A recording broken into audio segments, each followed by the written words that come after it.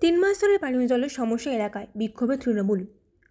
দীর্ঘদিন ধরে পানীয় জলের সমস্যায় ভুগছেন এলাকাবাসীরা। জানা গিয়েছে বারবার ইসকো কর্তৃপক্ষকে জানিয়েও কোনো ফল হয়নি।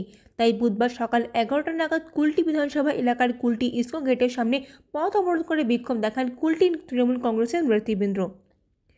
এই অবরোধের জেরে ব্যাপক যানজটের সৃষ্টি হয় ইসকো গেটের সামনে।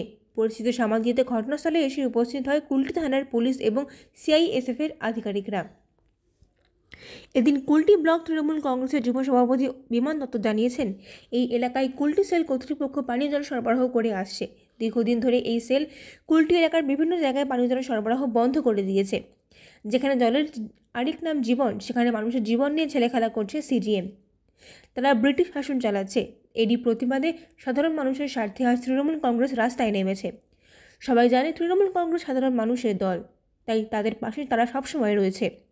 আমাদের নেত্রী মমতা বন্দ্যোপাধ্যায় এবং অভিষেক বন্দ্যোপাধ্যায়ের আদর্শে আজকে আমরা পশ্চিম বর্ধমান জেলা তৃণমূল কংগ্রেসের চেয়ারম্যান উজ্জ্বল চট্টোপাধ্যায়ের নেতৃত্বে সমস্ত কুলটি ব্লক তৃণমূল কংগ্রেসের নেতৃবৃন্দ ও শাখা যুব সংগঠন, মহিলা ছাত্র সংগঠন সকলে একত্রিত হয়ে ইসকো গেটের সামনে পানীয় জলের দাবিতে বিক্ষোভ কর্মসূচি করছে।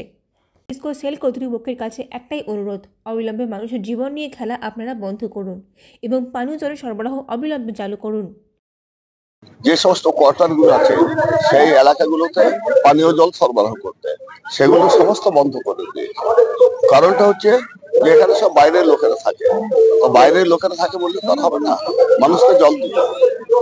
জল যেহেতু দিচ্ছে না, আমাদের অন্য কোনো দাবি নেই, শুধু পানীয় জলটুকু দিন, আর কিছু আমরা চাইছি না। কি কথা হলো কিছু কর্তৃপক্ষ এখন পর্যন্ত ডাকেনি। কি চাইছেন আপনাদের দাবিটা? মূলত আমাদের একটাই দাবি আছে, আমাদের পানীয় জলটা দেওয়া হোক।